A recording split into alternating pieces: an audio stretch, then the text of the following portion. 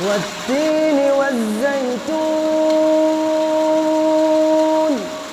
وطور سينين وهذا البلد الأمين لقد خلقنا الإنسان في أحسن تقويم